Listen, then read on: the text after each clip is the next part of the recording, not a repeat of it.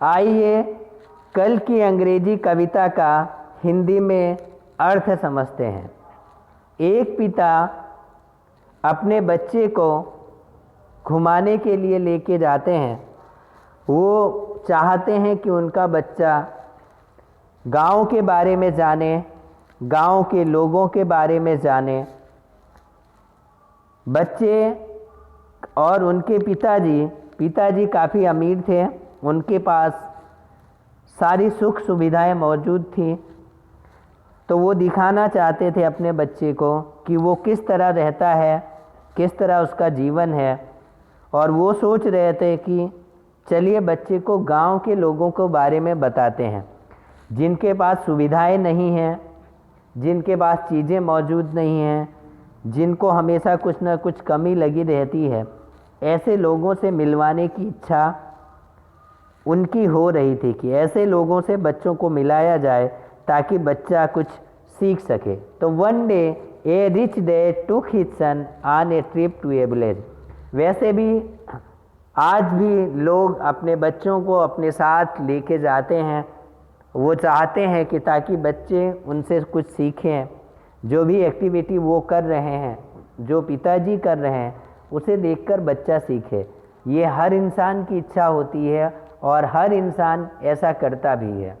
अपने बच्चे को साथ में ले जाता है, हमेशा सिखाने की कोशिश करता है। ठीक इसी तरह से एक अमीर आदमी, एक अमीर डैड अपने बच्चे को, अपने पुत्र को एक ट्रिप यानी यात्रा पर, गांव की यात्रा पर ले जाता है। एक अमीर आदमी, एक अमीर डैड अपने पुत्र को गांव की यात्रा पर ले जाते हैं।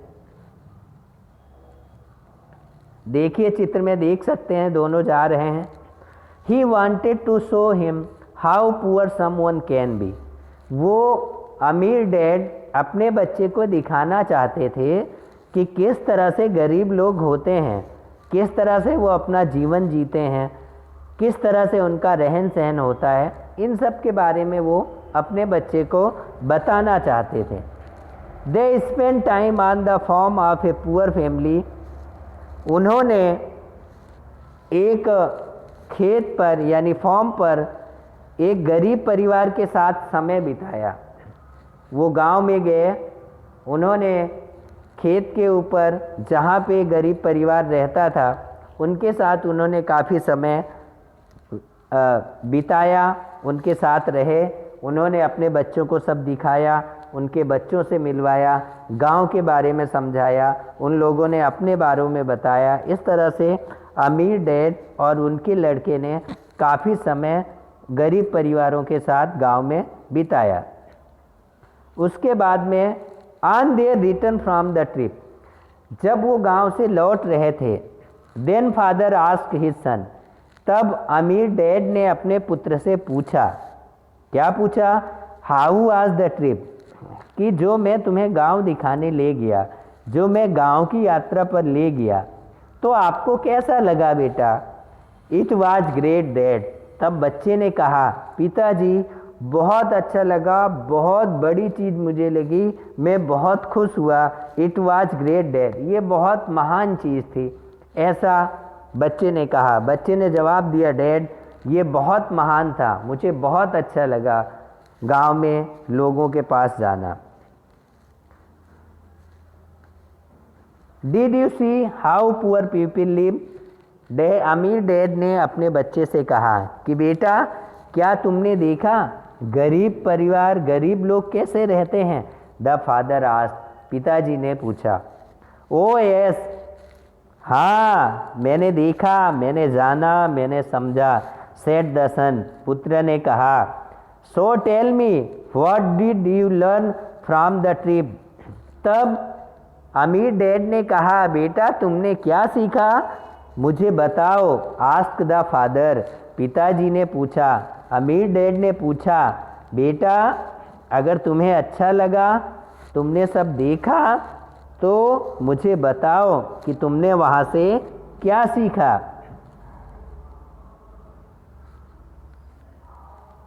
देन सन आंसर्ड, तब पुत्र ने जवाब दिया, वी हैव वन डॉग, हमारे पास एक ही कुत्ता है। दे हैव 4, गरीब लोगों के पास 4 कुत्ते हैं। वी हैव ए पूल, हमारे पास नहाने के लिए एक स्विमिंग पूल है, यानी एक ही स्विमिंग पूल हमारे घर में है। दे हैव रिवर्स, उनके पास बड़ी बड़ी नदियां हैं। We have tube lights at night, हम अपने घरों में रात को ट्यूबलाइट जलाते हैं, जबकि वो लोग, उनके पास चांद हैं, तारे हैं, सितारे हैं।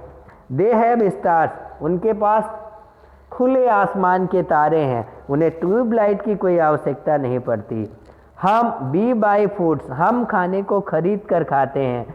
दे गो देवर्स, दे ग्रो देवर्स, और गरीब लोग खाने को, हम तो खरीद के खाते हैं लेकिन गरीब लोग उन अनाज को उगाते हैं। We have walls to protect us, हमें बचाने के लिए हमने घरों की दीवारें बनाकर रखी हैं, खुद को बचाने के लिए, जबकि उनके पास उनको बचाने के लिए उनके दोस्त हैं, उनके मित्र हैं। वी हैव टेलीविज़न, हमारे पास समय बिताने के लिए, टाइम पास करने के लिए टीवी है, टेलीविज़न है, पर उनके पास समय बिताने के लिए उनके परिवार हैं और उनके रिश्तेदार हैं। वो अपना समय टीवी देखकर नहीं बिताते हैं, वो अपना समय अपने परिवार और अपने रिश्तेदारों के साथ बिताते हैं। ये सुनकर the boy father's was speechless, ये सुनकर बच्चे के पिताजी कुछ एकाएक चौंक गए। उनको समझ नहीं आ रहा था कि वो क्या बोलें, कोई वाक्य उन्हें समझ नहीं आ रहा था बच्चे की इस सोच पर, और वो सरप्राइज थे क्योंकि उन्हें उम्मीद नहीं थी कि बच्चा इस तरह का जवाब देगा। उन्हें उम्मीद थी कि वो बच्चा ये कहेगा कि ये लोग कितने गंदे हैं, कितने खराब हैं, ऐसा है, इस तरह के उनको जवाब की आशा थी। उनको इस तरह के जवाब की आशा बच्चों से बिल्कुल नहीं थी कि उनका बच्चा इस तरह का कोई जवाब देगा कि उनकी बोलती बंद हो जाएगी। देन हिज सन एडेड, तुरंत ही उस बच्चे ने वापस अपने पिताजी से कहा, कुछ और जोड़ा, thanks dad for showing me how poor we are, कि डैडी आपको बहुत बहुत धन्यवाद ये दिखाने के लिए कि हम कितने गरीब हैं। वो लोग गरीब नहीं हैं, गांव के लोग गरीब नहीं हैं, जहां हम ट्रिप पे गए वो गरीब नहीं हैं, बल्कि हम कितने गरीब हैं कि हमारे पास एक ही कुत्ता है, हमारे पास एक ही स्विमिंग पूल है, हमारे पास दीवारें हैं, हमारे पास टेलीविज़न है, हम कितने गरीब हैं। ये दिखाने के लिए आपका बहुत बहुत धन्यवाद डैडी। इस कहानी से विद्यार्थी मित्रों हमें क्या शिक्षा मिलती है? मोरल ऑफ द स्टोरी, यानी ये हमें इस कहानी से कौन सी नैतिक शिक्षा मिलती है, हम क्या सीखते हैं? आइए देखते हैं। It is not about money, इस कहानी से हमें ये शिक्षा मिलती है कि पैसा ही सब कुछ नहीं है, पैसे से ही हम अमीर नहीं होते हैं। It is not about money that makes us rich, इसका मतलब ये होता है कि सिर्फ पैसा ही हमें धनी नहीं बनाता है, पैसों से ही आदमी धनी नहीं बनता है। इट्स सिंप्लिसिटी, ये आदमी का अच्छा व्यवहार होता है, उसका रहने का साधारण तरीका होता है, बिल्कुल सिंपल लाइफ जीते हैं। यानी सिंप्लिसिटी, लव यानी प्रेम, कंपैशन दया, सहानुभूति, फ्रेंड्स मित्रता, वैल्यूज यानी हमारे जो मूल्य हैं, नैतिक मूल्य जो हमारे हैं, जैसे हम बड़ों का सम्मान करते हैं, बड़ों को कुछ भी गलत नहीं कहते, अपने माता पिता का पैर छूते हैं, अपने सर को सम्मान देते हैं, ये जो हमारे नैतिक मूल्य हैं, हमारा परिवार, ये सब मिलकर हमें धनी बनाते हैं।